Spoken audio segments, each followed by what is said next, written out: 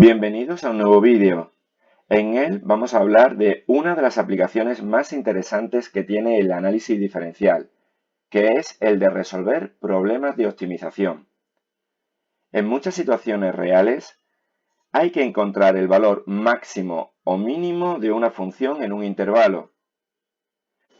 Eso es optimizar en matemáticas, determinar los valores de las variables donde una función alcance su máximo o su mínimo según sea lo más beneficioso. Gráficamente es un problema sencillo de resolver, pero veamos los pasos a seguir para los casos donde no tengamos gráfica. Así, para determinar los valores máximo y mínimo de una función derivable en un intervalo cerrado, lo primero que haremos será calcular la derivada de la función. Posteriormente resolveremos la ecuación que resulta de igualar la derivada a 0. Y de todas las soluciones reales de esta ecuación, nos quedaremos con aquellas que están en el intervalo abierto. Una vez que tengamos esas soluciones, estudiaremos las imágenes de esas soluciones, de esos valores, junto con las imágenes de los extremos del intervalo, y se elegirá el valor mayor para el máximo y el menor para el mínimo. Veamos con algunos ejemplos que esto que parece muy complejo, en la práctica no lo es tanto. Comenzaremos con este ejemplo. Veremos cómo un porcentaje importante de problemas de optimización tienen la misma estructura. En este caso nos piden calcular dos números reales positivos, que llamaremos x e y, en el cual nos dicen que el producto de estos dos números es 25, es decir, x por y es 25. Y lo que nos piden calcular es estos dos números reales positivos de manera que su suma tenga el menor valor posible. Aquí es donde está la clave. ¿Por qué sé que es un problema de optimización? Porque me están diciendo que lo que quiero es calcular dos valores positivos de manera que su suma tenga el menor valor posible, es decir, que su suma sea mínima. Bien, pues eso es lo que quiero minimizar. La función que quiero minimizar en este caso es la función suma. Función que depende de dos variables independientes y con la que a priori no sabemos trabajar. Pero si os fijáis, en este tipo de problemas nos suelen dar una relación entre las variables, de manera que podamos despejar una de ellas y sustituirla en la función, y así convertirla en una función con una única variable, que es de la que, en este caso, quiero calcular su mínimo absoluto. Una vez calculada la función que quiero minimizar, lo primero es calcular su dominio. Como el enunciado nos decía que lo que queríamos es que los números fuesen reales positivos, el dominio de esta función será el conjunto de los números reales positivos, es decir, desde 0 hasta más infinito. Para poder calcular el mínimo, lo que haremos es derivar la función e igualarla a 0, calculando así los puntos críticos. Los puntos críticos de esta función serían más menos 5, pero teniendo en cuenta el dominio consideraremos solamente el 5. Estudiando la monotonía en los intervalos determinados, tenemos que la función derivada es negativa entre 0 y 5, por lo tanto la función será decreciente, aquí lo tenemos, y la función derivada será positiva de 5 hasta más infinito, por lo tanto la función será creciente. De esta forma podemos observar que si la función decrece desde 0 hasta 5 y a partir del 5 crece, lo que tenemos es un mínimo absoluto en x igual a 5. Por lo tanto, como lo que nos pedían eran dos números positivos cuya suma fuese mínima, para calcular el segundo número tendríamos que irnos a la relación que establecían el enunciado, es decir, que el producto de ambos fuese 25 o esta relación en la que ya habíamos despejado el valor de y. Como x vale 5, pues en este caso la y sale 25 entre 5, efectivamente y debe valer 5. Veamos ahora este nuevo ejemplo. El problema nos dice, de una lámina cuadrada de lado 10 centímetros, se cortan cuadrados en cada uno de los vértices, con el objeto de hacer una caja abierta por arriba. Calcula el lado del cuadrado que se debe cortar para que el volumen de la caja sea máximo. Bien, esta es la clave para identificar que es un problema de optimización. Nos piden maximizar el volumen de una caja. En este caso, en este tipo de problemas, lo que yo recomiendo es hacer un dibujo.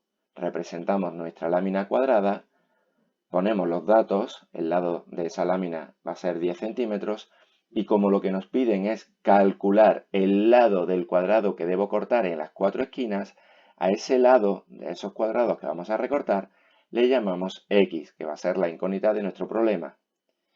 Quitando las 4 esquinas, tenemos que imaginarnos que podemos doblar S lateral, S y S y formar así una caja abierta por arriba. ¿Cómo calculamos el volumen? Pues calcularemos como un volumen de un prisma de base cuadrada que es área de la base por la altura. La altura será X y el área de la base es lado al cuadrado, que tenemos claro que si el lado de toda la lámina mide 10 centímetros y le hemos quitado 2 cuadrados en las esquinas, es decir, le quitamos X por aquí y X por aquí, le estamos quitando 2X. Por lo tanto, el lado de la base es 10 menos 2x. De esa manera, el volumen de la caja, que es la función que yo quiero maximizar, es 10 menos 2x al cuadrado por x. Importante es también determinar el dominio de estas funciones, puesto que está claro que el valor de x no puede ser ni más pequeño que 0 ni mayor que 5, puesto que si quito más de 5 por un lado y más de 5 por otro lado, es imposible, puesto que el lado de la lámina vale 10 centímetros. A partir de aquí, lo único que tengo que hacer es optimizar esa función y para ello calculo la derivada, calculo los puntos críticos y en la segunda derivada veo que realmente el 5 tercios es el máximo que íbamos buscando. De esa forma sabemos que el lado que quiero quitar debe medir 5 tercios centímetros. Veamos otro problema. En este nos piden calcular las dimensiones de una caja sin tapa en forma de paralelepípedo de base cuadrada y de 192 centímetros cuadrados de área total, para que el volumen sea máximo. Si os fijáis, volvemos a tener aquí la pista de que se trata de un problema de optimización. Nos piden maximizar el volumen de un paralelepípedo.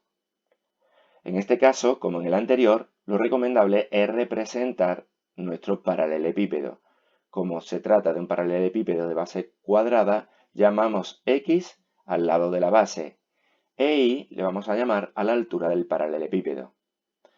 El área total sería área de la base, como solamente tiene una base porque nos dicen que no tiene tapa, sería área de la base que es X cuadrado más 4 veces el área de las caras. Caras que son rectángulos cuyo área es lado por lado X por Y. Por lo tanto sería más 4 veces X por Y. Por lo tanto, 192, que es el área total, sería igual a X cuadrado más 4 por X por Y. Y despejando Y tenemos esa igualdad. ¿Por qué despejamos Y? Puesto que el volumen, que es la función que queremos maximizar y que es área de la base por altura, depende de dos variables independientes. De esa manera cogemos este valor de Y y sustituimos en nuestra función y obtenemos la función volumen que depende solamente de X, que es la función que queremos maximizar.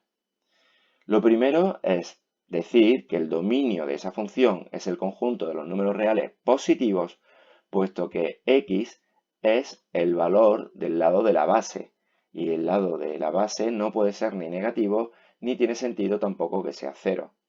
Bien, pues se trata simplemente de calcular el máximo absoluto de esta función en ese conjunto de valores. Derivamos, igualamos a 0 y calculamos los puntos críticos.